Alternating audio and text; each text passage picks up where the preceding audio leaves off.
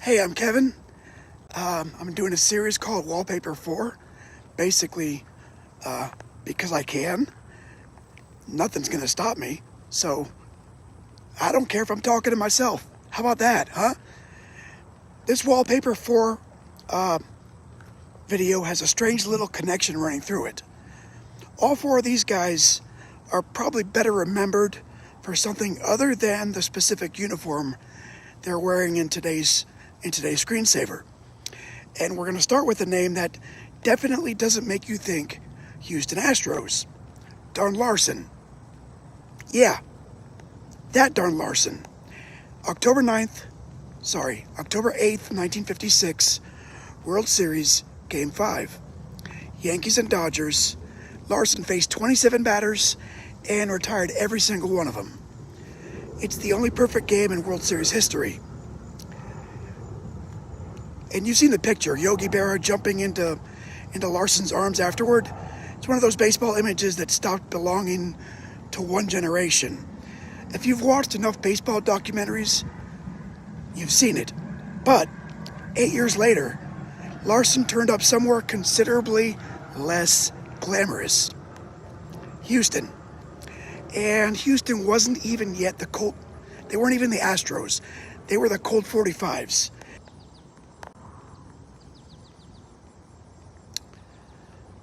Houston wasn't even the Astros yet. Larsen joined the Colt 45s in 1964. He was already 34, and he was pitching for a team that would lose 96 games. His record was 4-8. Ugly, right? But his pitching wasn't. He put up a 2.26 earned run average, and on September 3rd, he shut out the Phillies on 4 hits. That's particularly interesting because Philadelphia was still sitting in first place and hadn't yet begun the spectacular late-season collapse that would become one of the most infamous in baseball history. So you've got one of the most famous pitchers who ever lived, nearing the end of his career, quietly throwing excellent baseball for one of the worst teams in the National League. Baseball's full of these weird little side quests, and hockey gives us one too. Harold Snepsts. First of all, Harold Snepsts looks like hockey. You could show somebody his picture without giving them any context whatsoever, and they'd likely say, yeah, that man played defense in the NHL in 1978. Seriously, Google him. Snepsts is a Vancouver Canuck in most people's memory. He became the majority. He spent the most of his career there, became a fan favorite, and was part of Vancouver's run to the 1982 Stanley Cup Final. The gigantic mustache didn't hurt either. But late in the 1989-90 season, Vancouver sent him to the St. Louis Blues. Snepsts was nearing the end by then. He played 7 regular season games for St. Louis that spring and came back for 54 more the next season. He wasn't there to provide offense. That's not what Harold Snepsts did. He scored exactly 1 goal as a Blue. But during that final St. Louis season, he played his 1,000th NHL game. And that's a heck of a milestone for a guy who'd entered the league way back in 1974. When Snepsts retired after the 1990-91 season, he'd played 1,033 games, and his last NHL sweater was a Blue sweater. 3. Now, basketball gives us maybe today's best example of somebody who makes you go, oh yeah, he was there. Richard Jefferson. Hold on, let me turn around, that's sunshine, right? Richard Jefferson in my brain is still a New Jersey Net. Yeah, Jason Kidd coming down the floor, Jefferson on the wing, Kenyon Martin somewhere around the rim. Those early 2000s Nets made consecutive NBA finals, and Jefferson was right in the middle of it.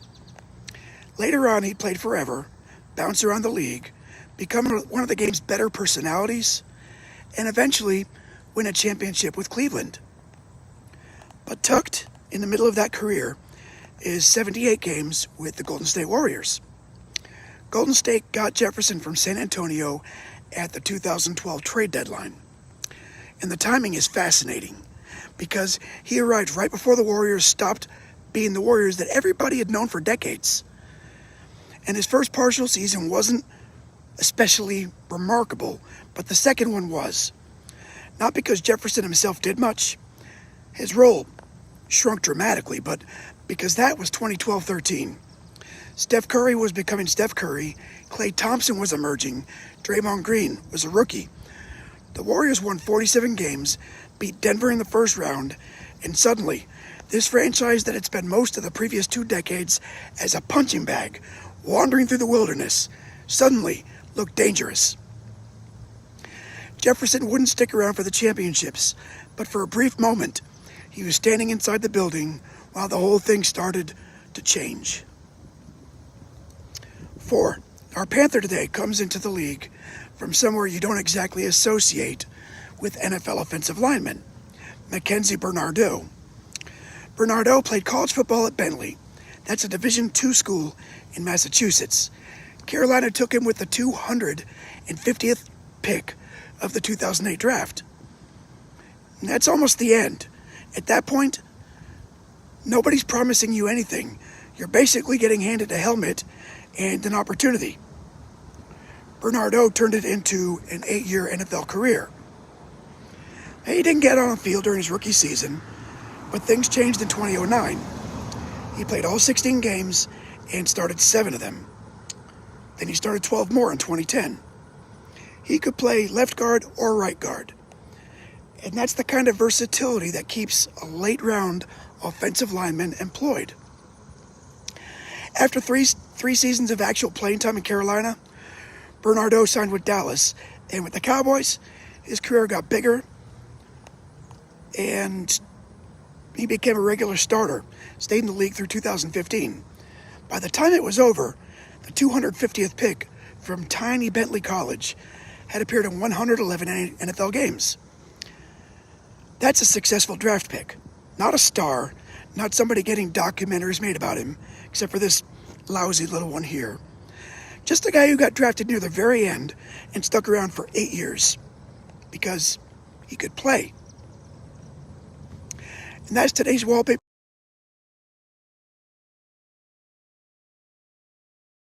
Larsen took his perfect game legend to Houston. Harold Snepsts finished his career in St. Louis. Richard Jefferson witnessed the first tremors of the Warriors dynasty, and Mackenzy Bernardeau turning a 7th-round flyer into 8 years in the league. Which one looks the strangest to you in that uniform? Because for me, it's Larsen. There's something bizarre about seeing the guy from arguably the most famous pitching performance in baseball history wearing a Houston uniform. So we'll do 4 more tomorrow. I'm Kevin. Thanks for stopping by.